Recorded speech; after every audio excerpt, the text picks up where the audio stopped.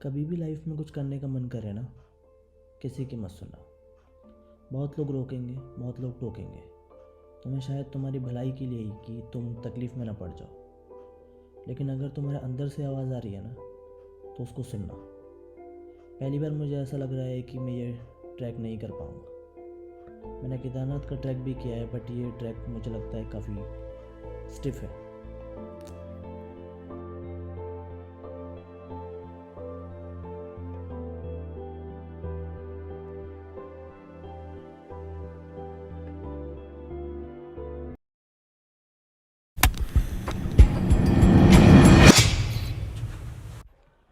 तो अभी दोपहर के 1 बजे हुए हैं। तो हम करीब 1 बजे चौपटा पहुंच गए थे, क्योंकि हम ऊखीमठ से निकले थे। तो वहाँ से हम आराम से धीरे धीरे चलते और चौपटा हम 1 बजे करीब पहुंच गए थे। तो मैं आपको थोड़ा व्यू दिखाता हूँ यहाँ पे चौपटा।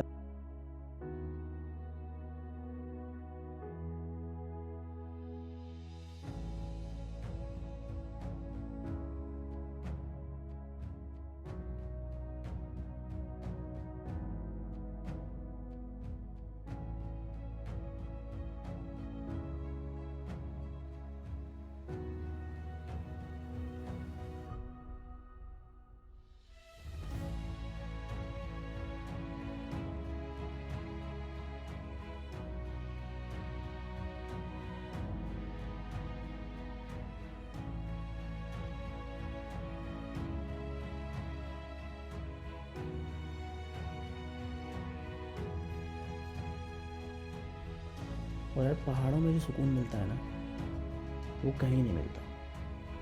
पहाड़ों में आकर जो एक्सपीरियंस होता है ना, आप खुद को जानते हो, आप खुद को पहचानने की कोशिश करते हो पहाड़ों में आके।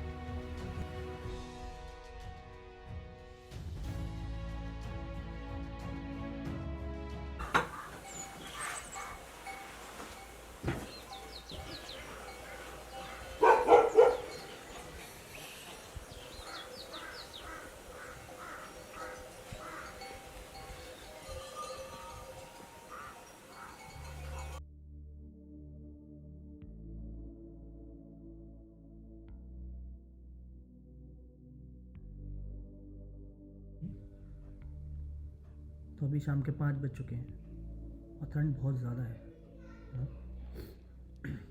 यहाँ पर आग जलाना भी मना है, क्योंकि ये फॉरेस्ट यहाँ पे आसपास है, तो यहाँ पे आग जलाना भी बिल्कुल मना है। लेकिन काफ़ी ठंडी हो रखी है यहाँ पे। और अभी हम करीब 8,000 फीट की ऊंचाई पर हैं, यहाँ पर हम हैं। और यहाँ पर जो है, सबसे बड़ी बात है कि यहाँ पर आपको नेटवर्क तो मिलेंगे, बट आप केवल एक ही जगह ही नेट वगैरह आप चला सकते हो यहाँ पे।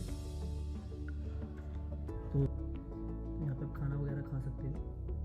यहाँ पे काफ़ी आसपास होम स्टे भी हैं, यहाँ पे भी स्टे कर सकते हो। आपको अराउंड 400 या 800 का आपको रूम मिल जाएगा यहाँ पे। तो सडनली यहाँ पे धूप पड़ने के बाद देख सकते हैं आप, मतलब कितना खूबसूरत नज़ारा हो जाता है यहाँ पे।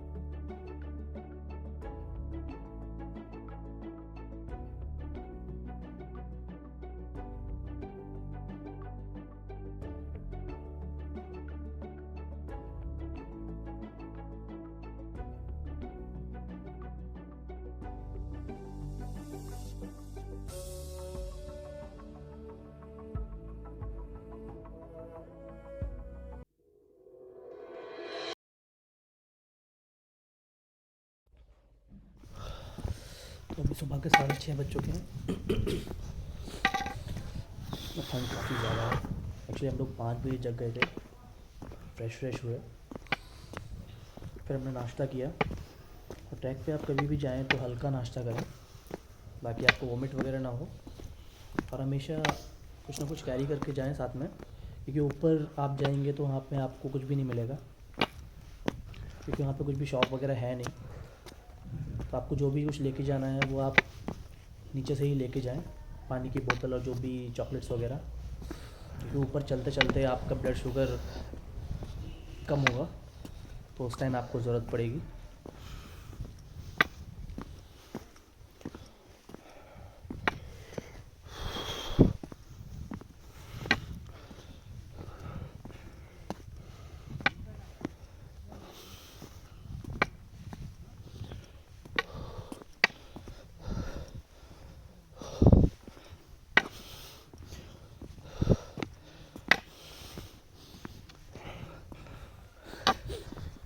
धीरे धीरे धूप निकलने लगी है। एक्चुअली हम लोग ने सोचा था कि हम सुबह 2:30 बजे निकलेंगे ट्रैक के लिए, ताकि हम लोग सुबह सनराइज़ देख सकें। बट ठंड इतनी ज़्यादा थी और जो यहाँ पर लोग हैं उन्होंने भी मना किया हुआ था कि आप 2:30 बजे ना जाएं, क्योंकि यहाँ पे काफ़ी भालू वगैरह रहते हैं, तो कोई भी अटैक कर सकता है। और यहाँ पे कोई सिक्योरिटी भी नहीं है, क्योंकि जो भी सिक्योरिटी वाले होते हैं वो 7-8 बजे के बाद ही आते हैं। तो आप हमेशा कभी भी इस ट्रैक पे जाएं तो आप सुबह उजाला होने पे ही जाएं, क्योंकि आप अंधेरे में जाएंगे तो आपके लिए नुकसान हो सकता है, क्योंकि यहाँ एरिया है और यहाँ पर हेल्प के लिए कोई भी नहीं है आसपास। तो आप हमेशा उजाले में ही जाएं यहाँ पे जाएं तो।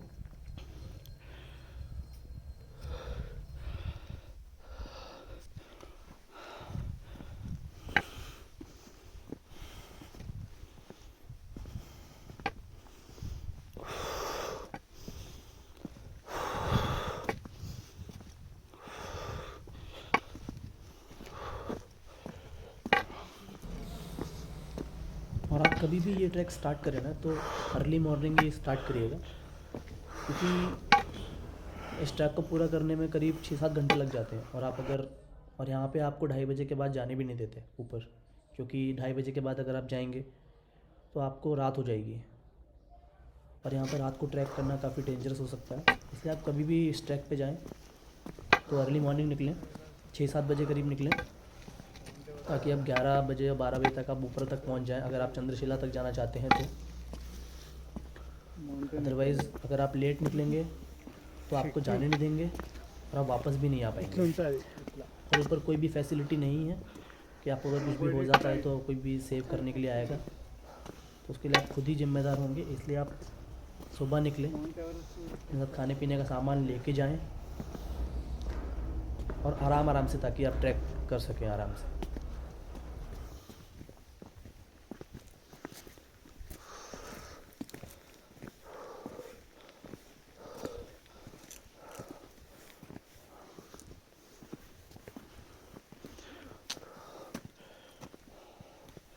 शायद माउंट कैलाश होगा ना? माउंट कैलाश नहीं होगा, है ना?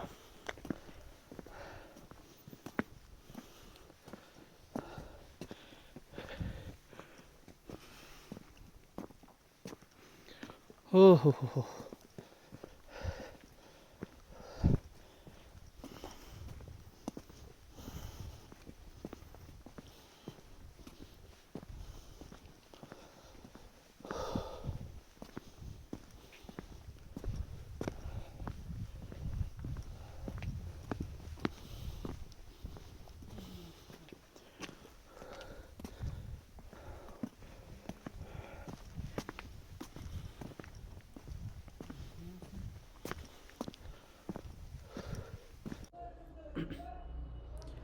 और ये ट्रैक काफ़ी स्टिफ है, क्योंकि मैंने लास्ट ईयर अपने दोस्तों के साथ केदारनाथ भी किया था। वहाँ के कंपैरिजन में ये काफ़ी स्टिफ है। वहाँ पे रास्ते थे, बट यहाँ पे जो है ऊपर जाने के तुंगनाथ के बाद रास्ते भी नहीं है वहाँ पे ऊपर जाने का, आपको पहाड़ी चढ़ के जाना पड़ेगा। और दूसरा ये काफ़ी स्टिफ है केदारनाथ के कंपैरिजन में, काफ़ी डिफ़िकल्ट है, और यहाँ पे आपकी सांस बहुत जल्दी फूल सकती है। तो इसे धीरे धीरे आराम से करें, जल्दबाजी ना करें। और यहाँ से करीब 50 किलोमीटर ही केदारनाथ है, वो उसके दूसरी साइड पड़ता है। ऊखीमठ से आप नीचे निकल जाएंगे तो केदारनाथ की साइड निकल जाएंगे, और उधर से आप राइट ले लेंगे तो आप तुंगनाथ की साइड आ जाएंगे। तो यहाँ से ज़्यादा डिस्टेंस है नहीं है केदारनाथ से तुंगनाथ का। तुंगनाथ और केदारनाथ आसपास ही हैं। अगर आप तुंगनाथ आए हैं तो केदारनाथ भी आप यहीं से जा सकते हैं। अराउंड 50 किलोमीटर का डिस्टेंस है ऊखीमठ से, तो आप वो भी कर सकते हैं। और दूसरी चीज़, अगर आप यहाँ पे अभी दिसंबर के टाइम पे आए हैं, जैसे हम दिसंबर के टाइम पर आए हैं यहाँ पर, तो अभी केदारनाथ तो बंद हो चुका है क्योंकि वहाँ बर्फ़ पड़ चुकी है। तो ऊखीमठ में ही आप जो केदारनाथ जी की जो डोली होती है वो ऊखीमठ में ही लाई जाती है। तो अगर आप दिसंबर में भी आए हैं तो आप एक साथ केदारनाथ जी के दर्शन भी कर सकते हैं। वहीं पर ऊखीमठ से 500 मीटर के डिस्टेंस पे ही है जो मंदिर है। वहाँ पे आप जाकर दर्शन कर सकते हैं, ताकि आप एक साथ दोनों जगह के दर्शन कर सकें।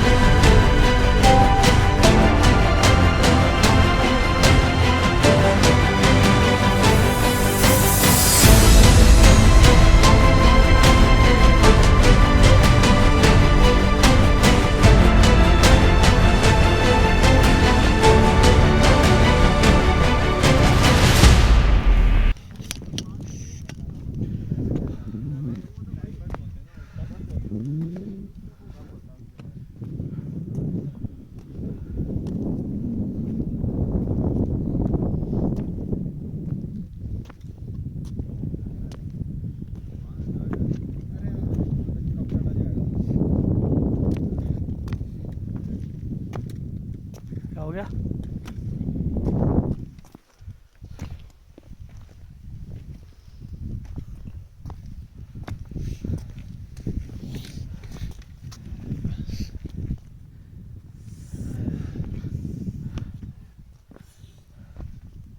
तो यार वो लोगों ने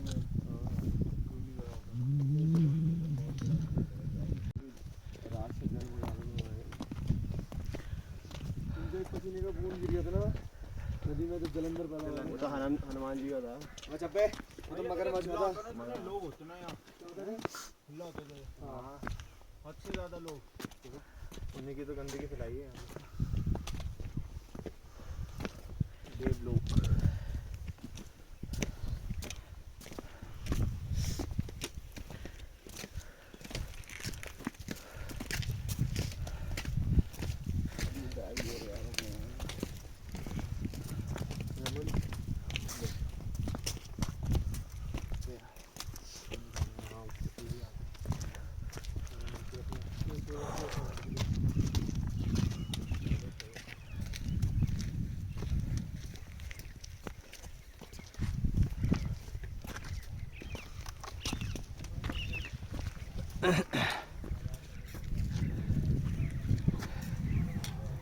हमें वहाँ जाना है, दिख रहा है आपको?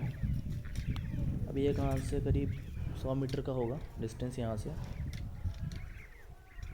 वो तुंगनाथ जी का मंदिर है। काफी पैरों में भी ठीक है दर्द ब्रो। लगा मेरे तो। आदत नहीं है भाई कभी चढ़ने की। हाँ यही होता है भाई, सही बात है।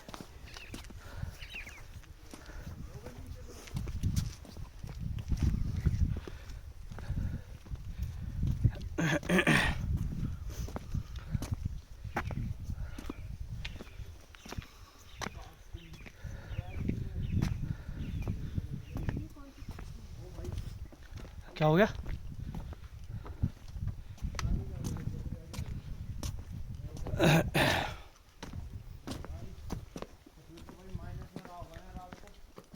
जम गया? ओ भाई गजब है ना मस्त। ओ भाई रे भाई। भाई कौन से पक्षी हैं कौन से? ये? उल्लू जैसे लग रहे हैं। चिड़िया है वैसे ये। ले अपना डंडा पकड़।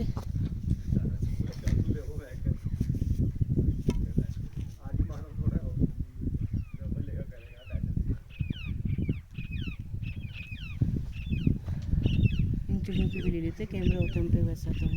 हैं? इसे होल्ड कर, अब इसे लेके साथ चलिए ऊपर तक, कहाँ था? क्या? जहाँ मंदिर तक। डंडा? हाँ जो लेके आते हैं ना, हाँ वो साथ में लेके जाना चाहिए। ठीक है, चलते इसे तो होल्ड करके चल लूँगा, कोई चक्कर नहीं है।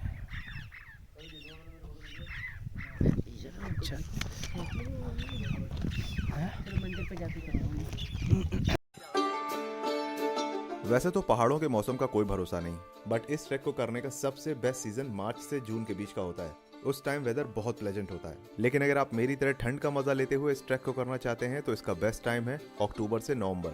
इस समय मौसम बहुत साफ होता है, ठंड भी होती है लेकिन मैनेजेबल होती है। और अगर आप इस ट्रैक को और भी ज्यादा एडवेंचरस बनाना चाहते हैं तो दिसंबर में स्नोफॉल का मजा लेते हुए इस ट्रैक को आप कर सकते हैं। लेकिन उस वक्त मंदिर के द्वार बंद होते हैं तो तुंगनाथ महादेव के दर्शन आप नहीं कर पाएंगे। और हाँ, एक्सट्रीम विंटर में यहाँ पर बर्फ 4 से 5 फीट तक गिरती है, तो उस वक्त घोड़े और खच्चर की सुविधा भी आपको यहाँ पर नहीं मिलेगी।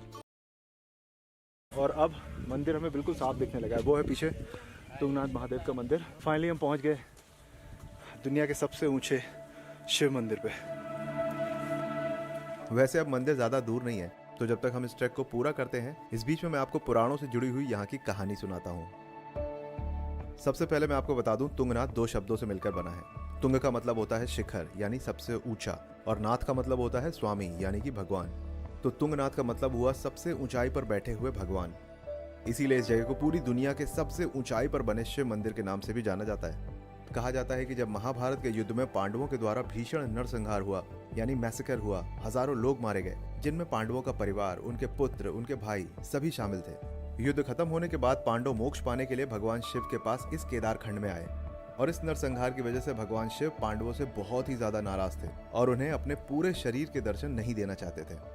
कहते हैं कि भगवान शिव ने केदारनाथ में पांडवों से छुपने के लिए मायावी भैंसे का रूप धारण किया, लेकिन पांडवों ने उन्हें पहचान लिया, और जैसे ही पांडव उन्हें छूने के लिए आगे बढ़े तो भगवान शिव भैंसे के रूप में ही जमीन में धंसने लगे। पर आपको केदार का मतलब समझना होगा। संस्कृत भाषा में केदार का मतलब होता है जल से भरी हुई भूमि, मतलब कि दलदल। तो भगवान शिव भैंसे के रूप में ही उस दलदल में समाने लगे, और उसी वक्त पांडवों ने उनके पिछले भाग को पकड़ लिया और शिव जी को छूते ही एक आकाशवाणी हुई। कि तुम लोगों ने मुझे छू लिया है तो तुम्हें मोक्ष तो मिल जाएगा, लेकिन इस पूरे केदार खंड में तुमको अलग अलग रूप में मेरे 5 लिंगों के दर्शन होंगे और उन जगहों पर तुम्हें मूर्ति पूजन करना होगा और मंदिर का निर्माण करना होगा। फिर पांडवों ने इन 5 केदारों में जाकर भगवान शिव की पूजा की और तुंगनाथ महादेव उन्हीं 5 केदार में से एक हैं। मैं आपको ज्वाइन करता हूँ। इसीलिए पहले केदार केदारनाथ में शिव जी की पीठ का भाग है। दूसरे केदार मध्य महेश्वर में शिव जी की नाभि का भाग है, जिनकी शिवलिंग के रूप में पूजा की जाती है। तीसरे केदार हैं बाबा तुंगनाथ, जिनके हम दर्शन करने के लिए यहाँ पर आए हुए हैं। यहाँ शिवलिंग की उनके हृदय और उनकी भुजाओं के रूप में पूजा की जाती है। चौथे केदार हैं रुद्रनाथ में, जहाँ भगवान के मुख की पूजा की जाती है। और 5वें केदार हैं कल्पेश्वर में, जो कि बद्रीनाथ के रास्ते में आते हैं। वहाँ शिवलिंग शिव जी की जटाओं के रूप में देखा जा सकता है। और 5 केदार में दर्शन करने के बाद पांडवों ने बद्रीनाथ में जाकर भगवान विष्णु के दर्शन किए और फिर जाकर उन्हें मोक्ष प्राप्त हुआ। तो यह है कहानी उत्तराखंड के केदार खंड में बने 5 केदार की।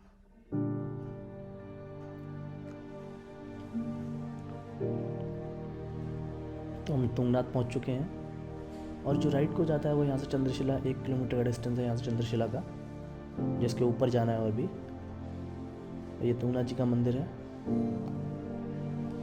और यहाँ से हम व्यूज़ देख सकते हैं, कितना प्यारा लग रहा है।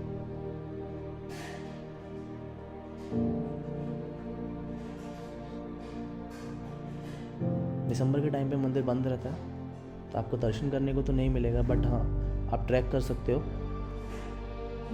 यह है तुंगनाथ जी का मंदिर।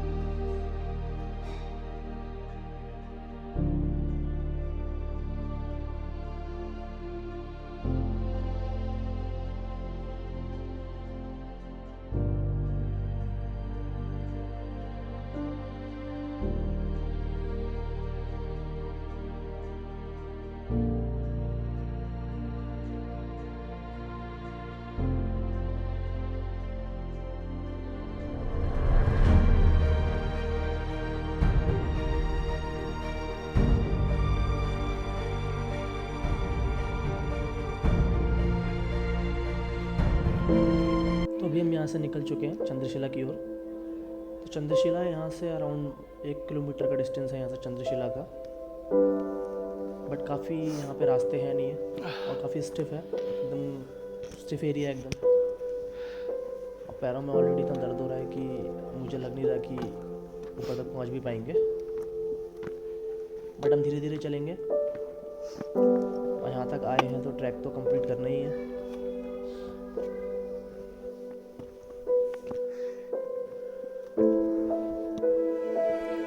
Oh shit.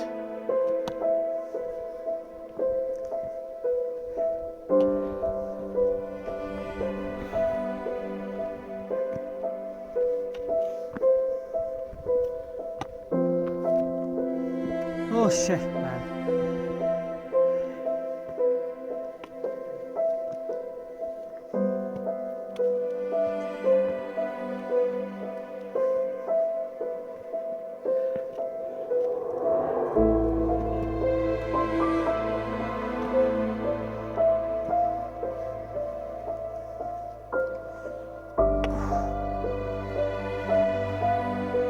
पाँच किलोमीटर का ट्रैक तो नहीं भाई है।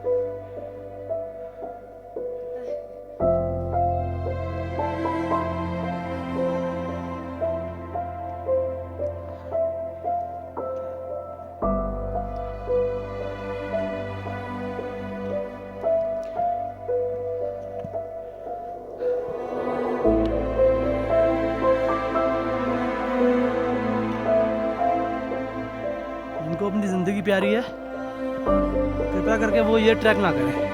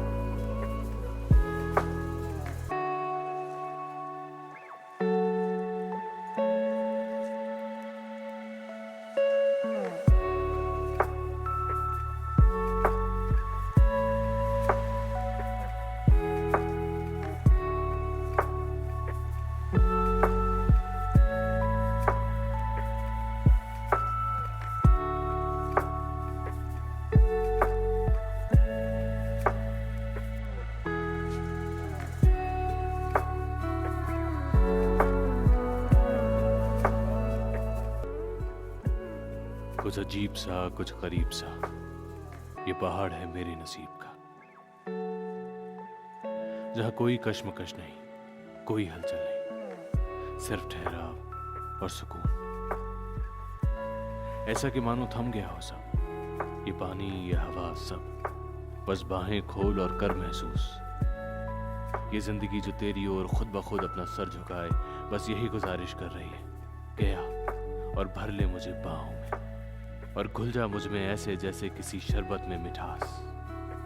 गया और हो जा फना मुझ में ऐसे जैसे कुछ और है ही नहीं, जो है सब यही है और कहीं नहीं।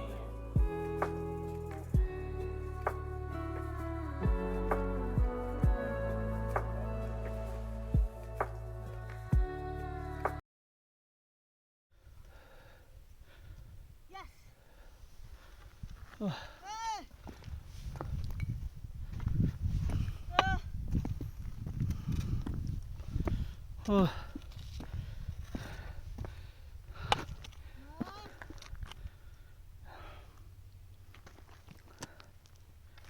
ऐसा एक्सपीरियंस लाइफ में मैंने कभी नहीं किया और ऐसा एक्सपीरियंस हमें कभी मिल नहीं सकता। ऐसा एक्सपीरियंस हमने कभी लाइफ में किया है और ना ऐसा एक्सपीरियंस कभी मिलेगा। This is something else. भाई ये ट्रैक नहीं है, बियॉन्ड इमेजिनेशन है। ये ट्रैक नहीं है भाई। अच्छा वो लोग चले गए, वो नहीं कर पाते।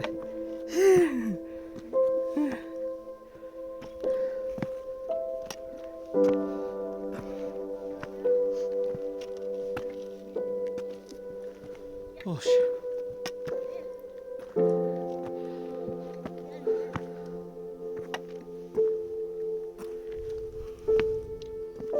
आ गया क्या? दिख रहा है? Oh shit.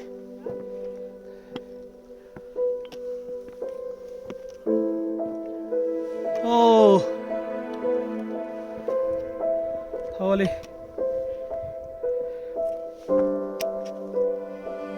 शिट। हाँ।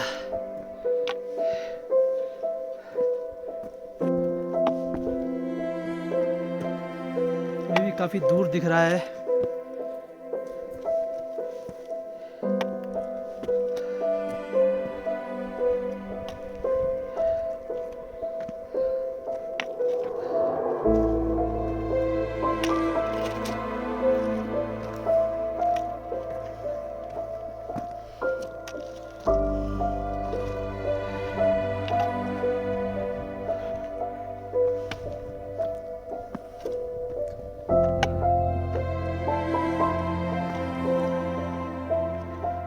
ओह आह।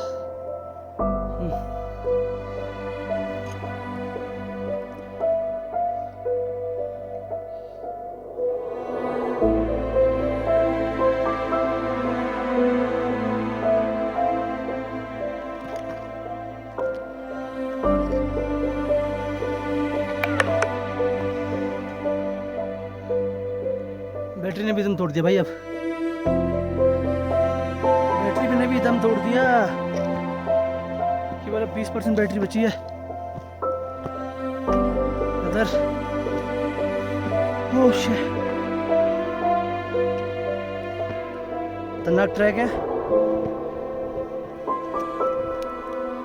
ओह this is something else.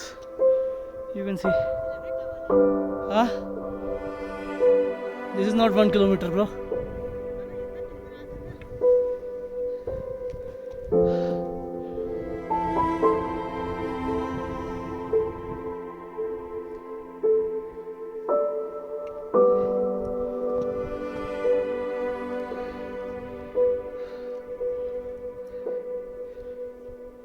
This is Chandrashila. इसके लिए हम इतनी मेहनत करके आए हैं।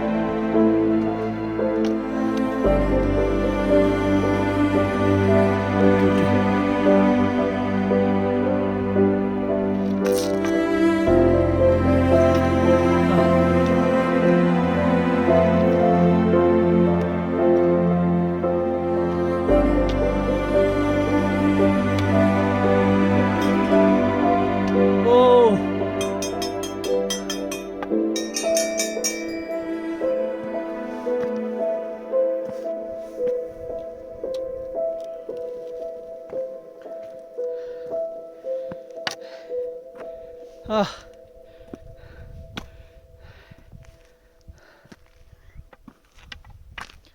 This is Chandrashila. Oh shit, man. There's something else. भाई, look at the view.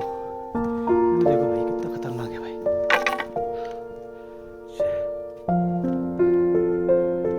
Oh shit.